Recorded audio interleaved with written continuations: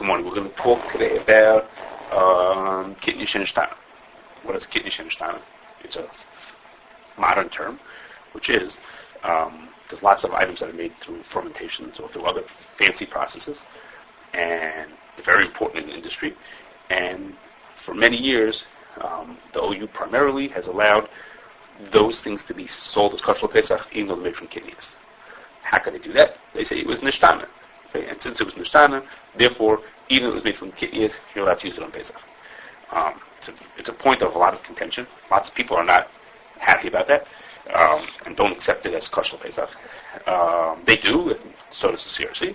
And we just want to talk about what's the shiloh, what's the issue that there is to whether you let eat it or not. One introduction, which is that even everybody who talks about it should agree. In fact, the one person who wrote about it primarily to explain why he thinks it's us, Shlomo Miller, made a point, which is Kitnios is about the baroi. So even though it might be wrong for the OU to say it's Kashrus Pesach, and even though you maybe shouldn't let it be put into a Pesach product, if you have the Pesach product that already has the Kitnios in it, the most famous thing being Diet Coke that has aspartame in it, that's made from Kitnios, it's going to be mutter, because Kitnios is about the baroi. It's not 50% of the item.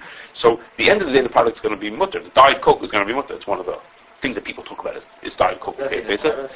It is a big deal of time, of course. It's not a matter of being a big deal of time. It's 30% of the drink. I mean, it's a big part of it. And the Kashrus is that when we say something is bottle baroi, even though it's nice in time, it's going to be bottle anyhow. There are those who argue on that. There are those who say that if it gives taste, it's not bottle.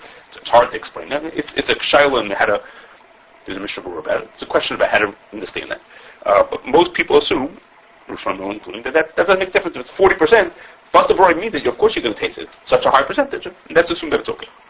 So before we get to the actual shiloh itself, I need to just go through a bunch of cases I'm going to do about, I don't know, depending on how many have patience for. A number of cases that the person can talk about that are nothing to do with Kitnios, that have to do with relating to this shiloh of Nishtana that are coming as rayas. I'm going to say them now just because some of them are going to keep coming up, so it's worth it just to know the cases.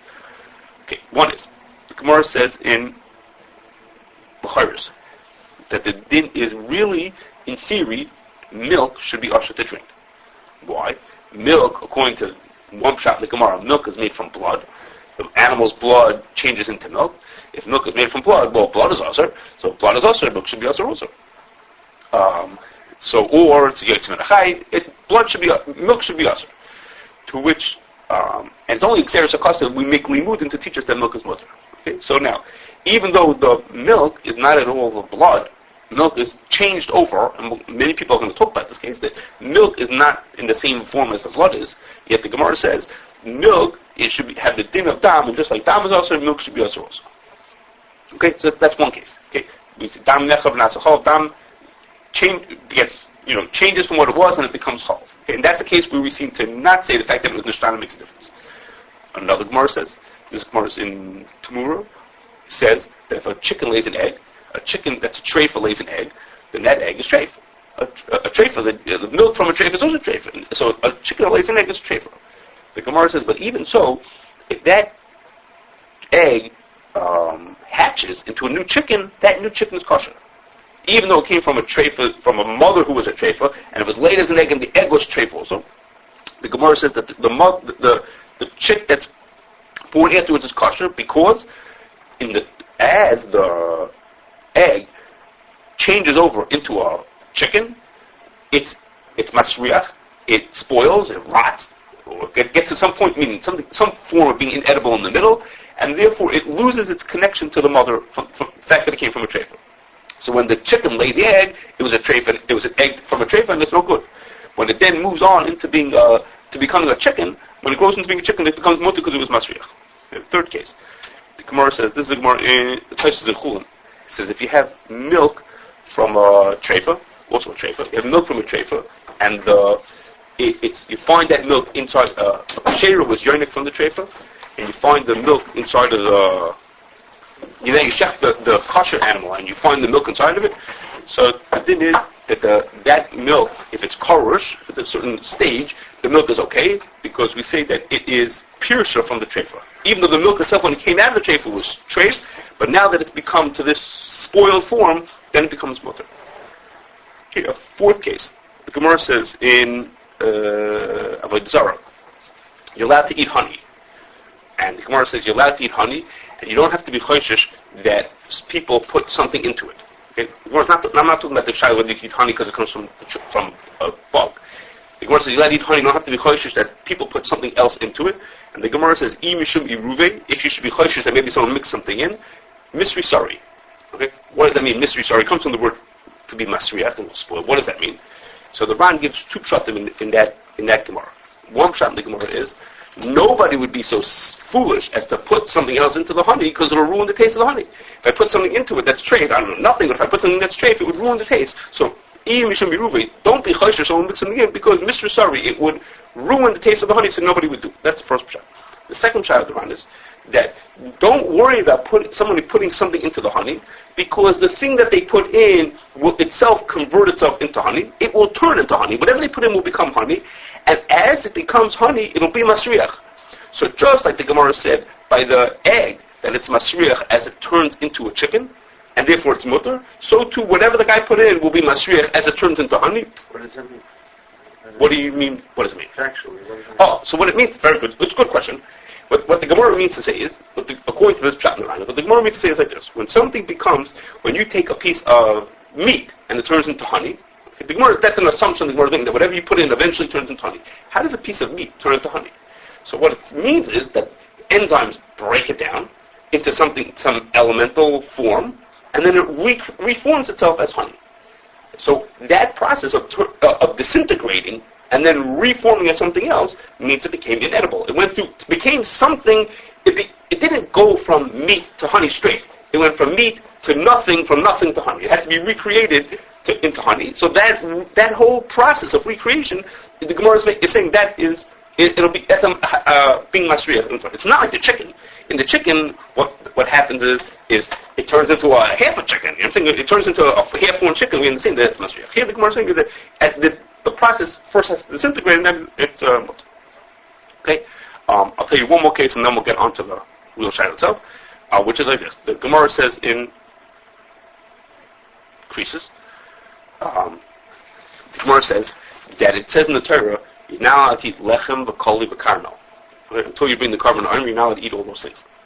So Gemara makes shvichas as to why it has to say all those cases. Why did it have to say lechem, koli, and karmel? Lechem is bread, koli is toasted grains, and karmel is very fresh grains that you can eat raw. Okay? Why did it have to say it? So the Gemara is like this. The Gemara says a lot of shvichas, but I'm going to tell you two of them. One is that if it would have just said koli, then we would say maybe lechem's mutter. Why? Because koli is isa be'inei. It's in its original form. As opposed to lechem is not in the original form. The Gemara says the same thing for karmel. It's not in its original form, and therefore, lechem is not in its original form, but koli and karmel are both in their original form. Therefore, maybe they're aser, but lechem is not aser. It's in a new form. The Gemara says in different words, if it would have only said karmel, we would have said lechem and koli are mutter, because lo Shenishtaneh mibriyasei. The caramel is in mamish raw. You take the raw grain that comes out of the ground. It happens to be in a fresh form that you could eat it as is. So that's why it's also said the koli is toasted and the bread is made into bread. Maybe those would be mutter. Those would be mutter. Wouldn't be an issue of chodesh on those things. So the Gemara says that's why I have to say all three cases. I'm not telling you all the trichas in these cases, but in these trichas, in one, the Gemara took that whether being isa be'inei, and the other one the Gemara took was it lo Shenishtaneh mibriyasei. Okay, two different forms. Okay, there's a couple other cases we're not going to say. Maybe I'll tell one to him later because he'll be interested. Okay. So now we had some. We just need these background cases just to understand what's going to be coming to Shaila now. The Shaila of Kitnios Shenishtaneh, which is what we're talking about, comes off of a din about something called musk. And so let's talk about that din first and understand there's a machlokes there about whether musk is mutter or not. It's in Hilchos Brachos. And the din in Hilchos Brachos has to do with what bracha you make when you smell it. It has a good aroma to it. But there's a machlokes Rishonim, what the din is if you want to eat the musk. I mean, you don't want to smell it to put a perfume in your house. You want to have musk to put in your food as a flavoring in your food. Is it mutter or to do? So what is the musk? There's a certain kind of a deer. It's called a musk deer, as you can imagine. It's a certain kind of a deer that has a pouch in its neck. and in that pouch is this material, this liquid called musk. And the way it's understood in the Rishonim is that the blood turns itself into musk. So the Ramah says, well, so it's also. It's blood. It's something that made out of blood is also. So the fact that it's musk now, it's also. Okay. And Rabbeinu Yonah says, no, it's mutter. And he says like this. He says, it's pirusha. Okay, we'll talk about what all this means in a second. Pirusha usually means that it's like excrement, something that's not edible, that coming out of an animal, which is mutter. Is it pirusha? Just explain, when do you get it? After the shechita, while it's alive? No, you take it when it's alive. Take it when it's alive. Yeah, I think so. I shouldn't say that. I think so. Okay, this after shechita, then it's regular. No, but the shayla is al dam of it. If it's dam, it doesn't help that you got it after shechita. If it's dam, it's dam. You know. So there's no chalav, right? Chalav is also dam. So, hold on a second. Hold on a second. But this is what the Ramah says. He says it's dam. So dam is also. So the Rabbeinu Yonah says no, it's pirusha. He says even though it started off. The Rabbeinu Yonah says even though it originally started off as dam, he says, but now it's not dam. Now it turned into something else. So since it turned into something else, so it's mutter. And he says, I have a raya to you. He says, you know what the raya is? Now I know that it's mutter. He says, just like honey is mutter. Just like honey converts things into honey and that's mutter, so too the dam is also mutter. To which the Rosh says to that. The Rosh says, what are you talking about? He says, Rayoschot Tzarech Raya. He says, how do you know that something that turns into honey becomes mutter? Okay? Now, by now, you already know the answer to the Rosh's kasha. The Rosh says, Rayoschot Tzarech Raya. How do you know that it is like that? And the Magen Avraham brings his kasha. He says, Yitaka Rayoschot Tzarech Raya. And all the Achronim jump on this, and they say, we don't understand. He says, we know it's a Farish Gemara. The Gemara says, what I told you, the Gemara of Zara, the way that Ram learns it is, if you put something into honey, it will convert into honey. It will convert into that thing will become honey, and it will be masriach along the way, and it will be mutter. Okay, but that's what the Rosh says. He says, I don't even know that. How do you know that honey is true? Okay, so but Rabbeinu Yonah said, just like honey is by honey it becomes mutter, so too by the musk it also becomes mutter. Why would you use the challah example? What did you say? Why would you use why didn't you use the challah example? What's the question? It's more comparable than the honey. Wait, but what's the din by challah? It's usher. No, well then... Chalav is usher. The Gemara has a lean with that chalav is mutter, but in theory the Gemara says chalav is usher. So if chalav is usher, so you're saying to me, in comparison to chalav would say that it should be usher. He's trying to say that it's mutter. So he says, no, I compare it to honey. So we'll talk about it in a second. What's the difference? Well, why is chalav usher? We're going to say chalav is usher, because that's what the Gemara says. Chalav is usher, but honey is mutter. What's the difference? We'll talk about that in a second. So before we get into the machlokes, I'd have to just tell you for the structure of what's going on over here. I didn't tell you what the sheet is. This is a machlokes rishonim whether the musk is mutter also. It's a machlokes. I'm going to tell you in a second. It's a machlokes that has in the Magen Avraham if it's mutter also. So it's a machlokes. The Prima Gadim says, I'm skipping the whole machlokes for now. The Prima Gadim says, since it's a machlokes, by Yisur and Drabanan you could be mekel. So the Mishnah even brings it. It's important. The Prima Gadim you could be mekel by Yisur and Drabanan. So they say the Prima Gadim says you could be mekel by Yisur and Drabanan. Kitnios is even less than Nisa Darbanan. It's only a minute, so you could make about Nishtana by Nisa Darbanan. That's the short. We just skipped a whole bunch of steps. Okay, but that's what they're going to say. There's a machlokes rishonim, machlokes achronim, whether it's mutter by Darbanan, you could be mekel. Kitnios is even less than Darbanan, so you could be mekel and say that it's Nishtana. Okay, that's I just skipped you a whole bunch of steps along the way. That's where they're headed to say that it's mutter. Okay, so Magen Avraham says. He says, I don't get this case. He says, I don't understand what the Rabbeinu Yonah is trying to say. He says, tell me something. He says, if musk is edible now, is inedible now, in the form that musk is in right now, it's not edible. He says, everyone will hold its mutter. That's pirusha. Okay, so the word that the Rabbeinu Yonah says, which is that it's pirusha, he sounds like he's saying that it's mamish. When we say something to be pirusha, to be mutter, means that it's excrement. It's something that's not edible when it comes out of the animal. Everyone holds that's mutter. That's not a shayla about that. So that's for sure mutter. So he says it must be that it is edible. He says, and also, if you look at honey, the rye was from honey, honey's edible. So that can't be the heter. He says, so it must be that the heter is that it was nishtana. It changed. He says, how do we know? We know that in order to be nishtana, we see in the Gemara about a chicken, the egg becoming to a chicken, that to be nishtana, it has to be masriach first. He says, well, how do we know that it's masriach? How do we know that the blood turning into musk is masriach along the way? Where would we get that from? What would be the right that it's masriach? The Gemara says by the chicken, the chicken born from an egg laid by a treifa is only mutter if it was masriach first, because it's masriach. He says, how do we know that the musk is masriach? He says, who would tell us that thing?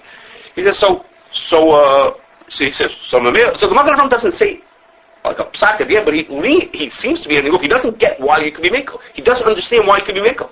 He says, and by honey, he says, well, he brought a rye from honey. He says, what's the rye from honey? Where's the case of honey? That's the sort of thing that's mutter. Okay, and he asks also, from the case of milk, he says, if you're going to tell me that things are masriach, he says, so why don't we say that by milk? The Gemara says milk is usher, because even though it's very nishtana, milk is not anything like blood, it's nishtana. He says, but we don't say that it's mutter presumably because we have no way of knowing that it's masriach. He says, so why is the mask any different than that? He said, okay, so Rabbeinu Yonah brought a raya. He says, I don't know what the raya is. I don't know what the raya is. Where's the case? Where is this case? Okay, so all the Achronim ask on the Magen Avraham and on the Rosh, and they say, it is a raya. We have a Gemara, the way the Ram learns it, that even Mishum Yeruv Misri Sari, that it is masriach. Which is what Rabbeinu Yonah obviously had in mind. He says the raya is from honey. What do you think he was talking about? It's a Farish Gemara that honey, as the additives dissolve into honey, they are masriach first. So he meant that Gemara, and he's saying what? There were two shots, weren't there? Right. So what Elamite? The Rosh will say the Rosh didn't learn like that. We'll get to that in a second. What the machlokes is, but what Rabbeinu Yonah meant, we know what Rabbeinu Yonah meant. All the Achronim say we know what Rabbeinu Yonah meant. He said it's just like honey. Well, yeah, it's in a Parish Gemara about honey and Avodah Zarah that says that it's masriach as it becomes it. Okay. So now he's explained at least what Rabbeinu Yonah meant, that it's masriach along the way. But what happened to the Magen Avraham kasha? The Magen Avraham says, but the Gemara says by milk that the dam becomes milk. It's not masriach when it becomes milk. So what's going on? What's the difference between blood becoming milk, that we say it's not masriach, and meat becoming honey, or blood becoming musk, that's not masriach? What's the difference? So Chassam Sofer says like this.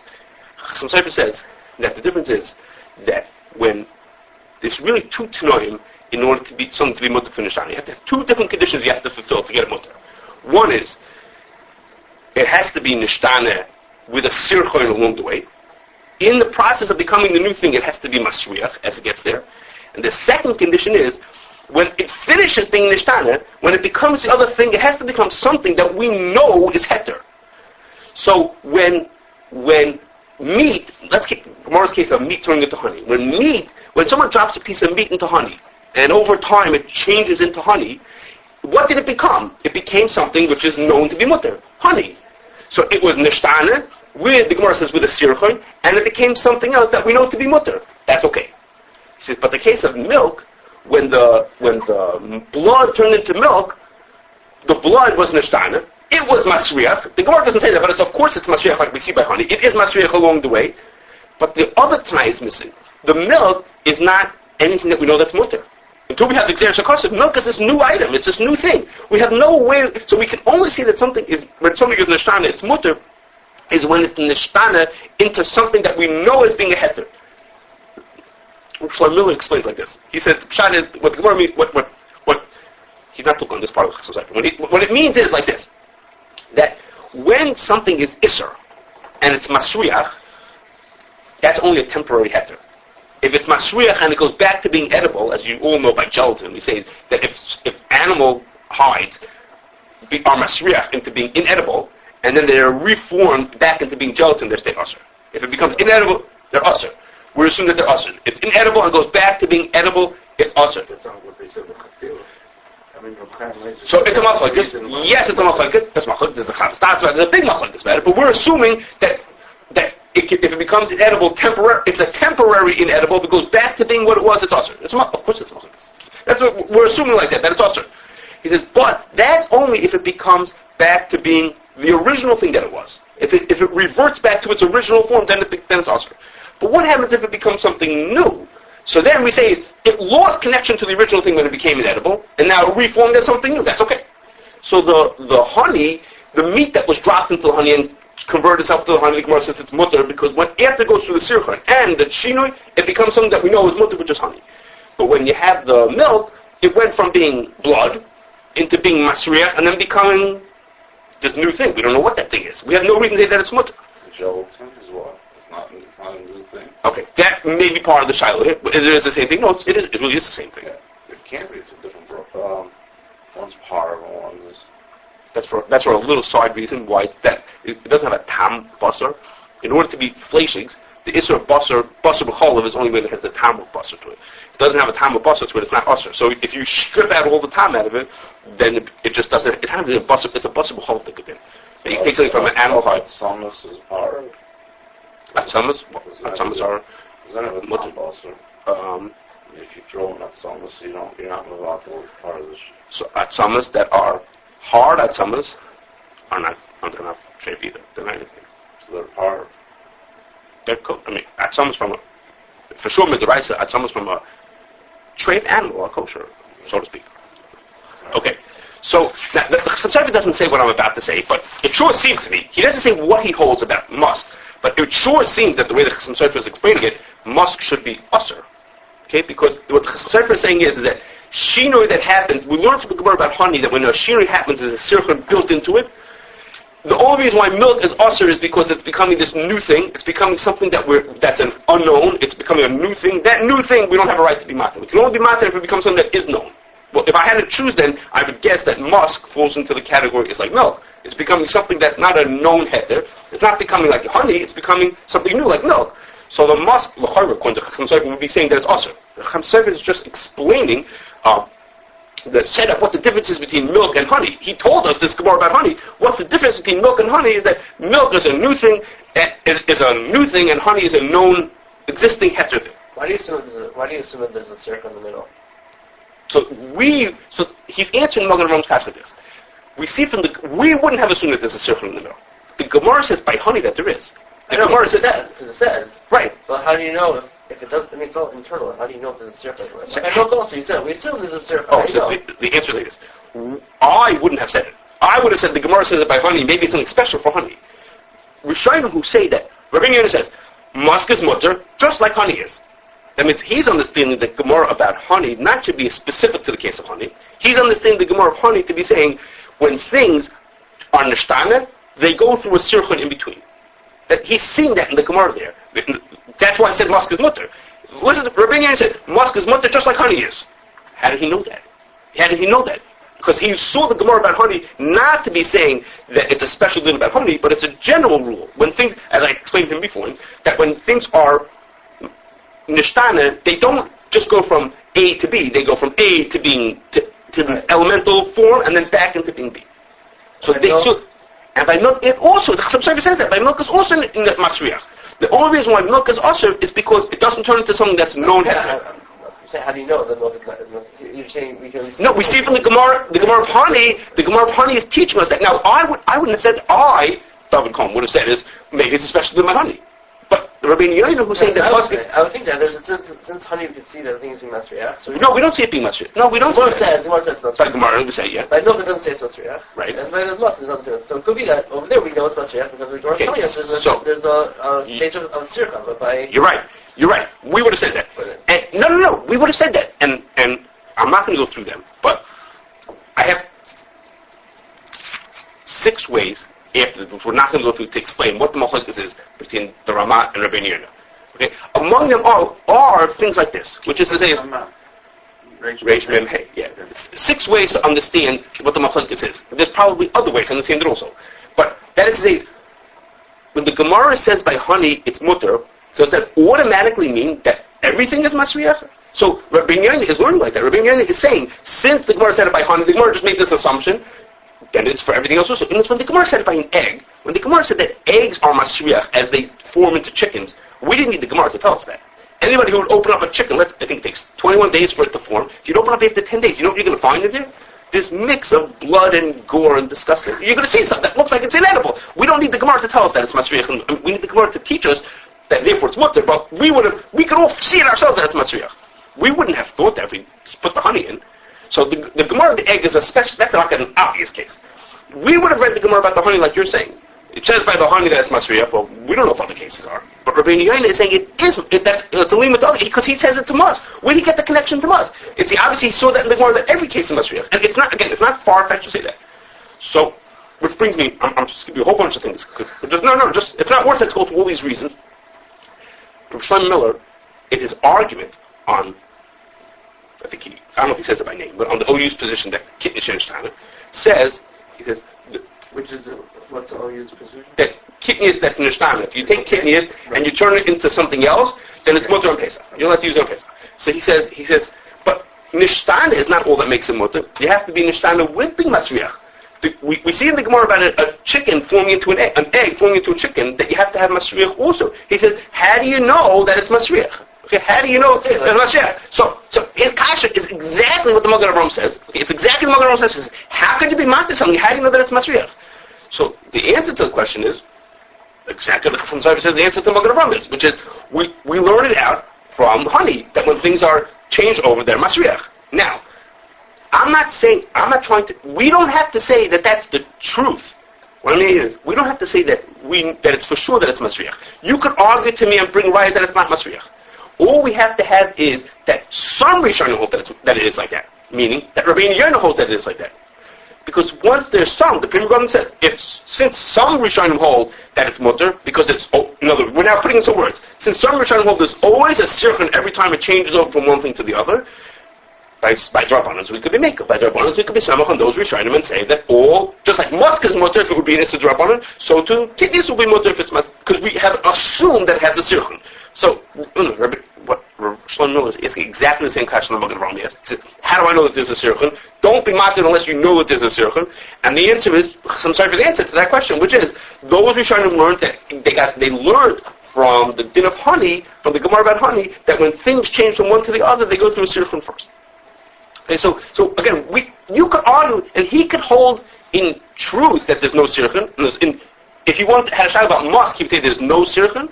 He says, but it doesn't make a difference. For us, we just need to have some Rishonim more, that which there are, and the Taz is Mekel Ledina like that you could be matir the Musk. So we only have to have those, the Pri Megadim says, and if it's a shayla of a Drabanan, or even less than that, then we could be Mekel. So that's enough for us to say that the thing is mutter.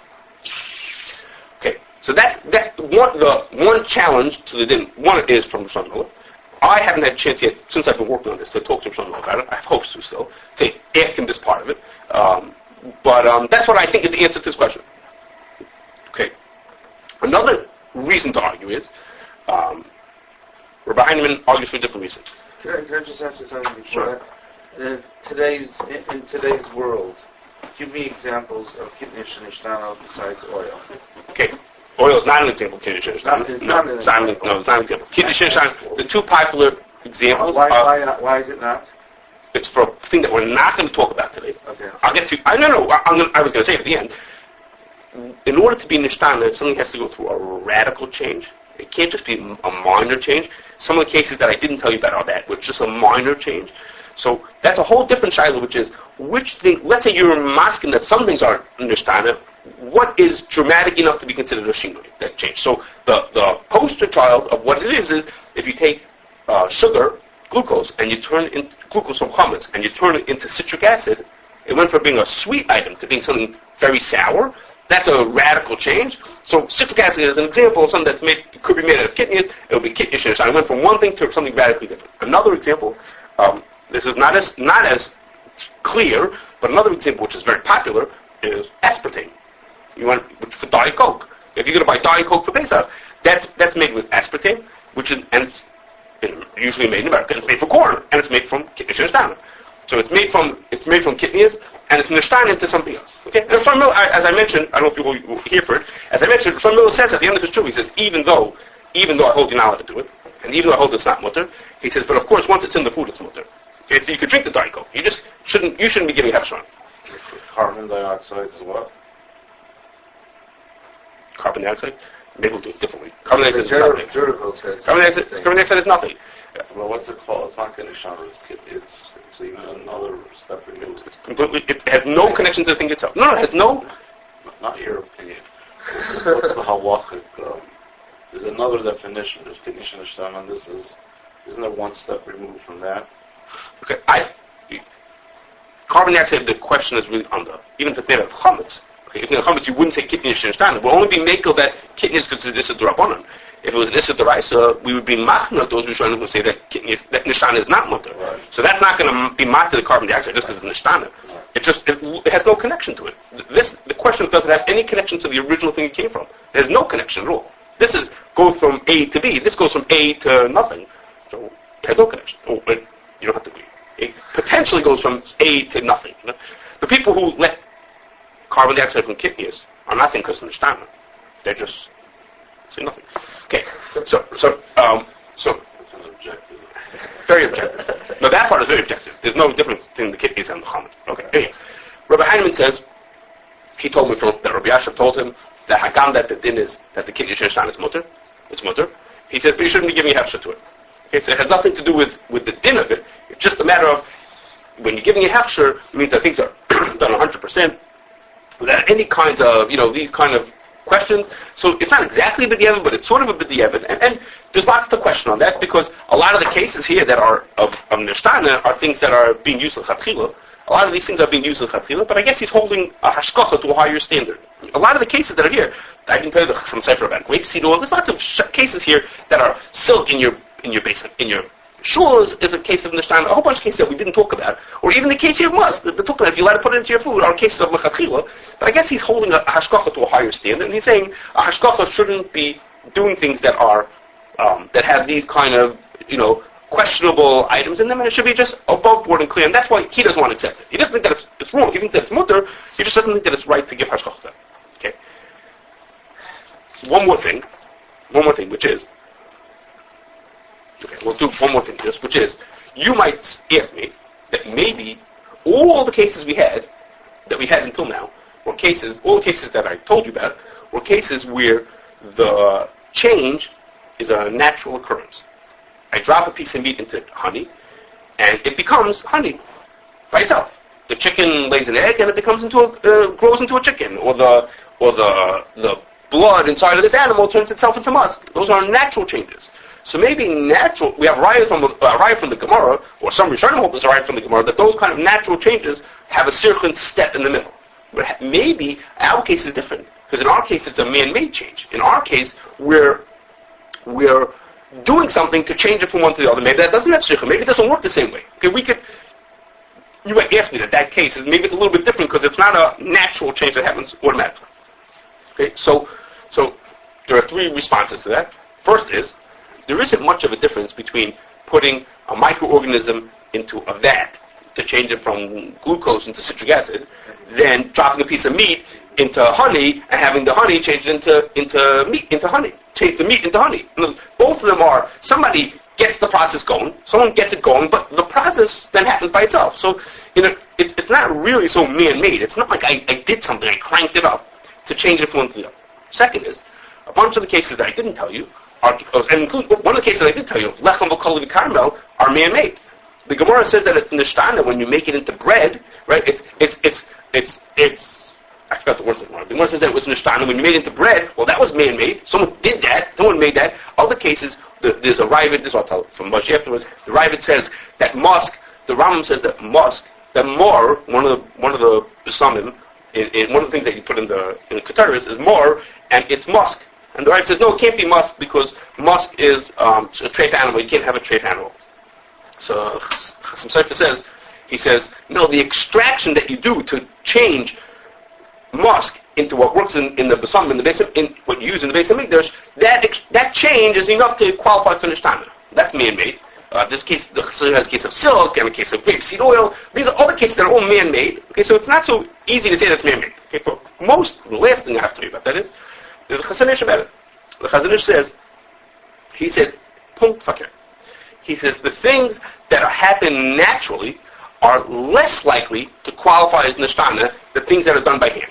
Okay, this is for you. He talks about a case he says, what's the difference between dam shabishta? If you cook blood, it becomes mutter mid'oraisa, so you're allowed to eat the blood.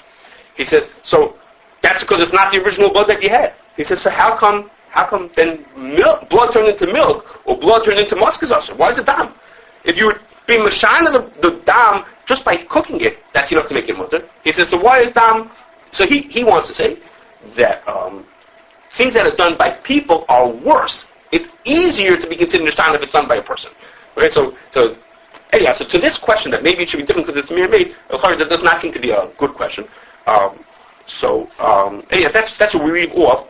That there's the OU says we do it also because we give hashkafa on by Kol for Pesach. Those are saying that it's Nishtaneh, are saying that there is a sirchun step in between. the Sirchin step in between is based on the Gemara of these additives being changed into honey. It's also, I forgot to mention, the Chasam other Tanai, which is that it changes into something that's known to be mutter. It turns into citric acid or aspartame or something that's known to be heter. And the others argue that the people who are makel are saying we're being makel because there are some who are makel. According to the Rama, according to Rabbeinu Yoina, we could learn that from the Gemara that all cases are mutter. Others are saying no, we have no right that there's a Sirchin case in it over here. It's not clear. I know why you would say that. Why you would not say that. The Magen Avraham says it himself that we don't know that. But the Chara, though the other Rishonim are arguing that there's a riot from the Gemara that there's automatic assumed to be a Sirchin except in between, and that's how it should be okay.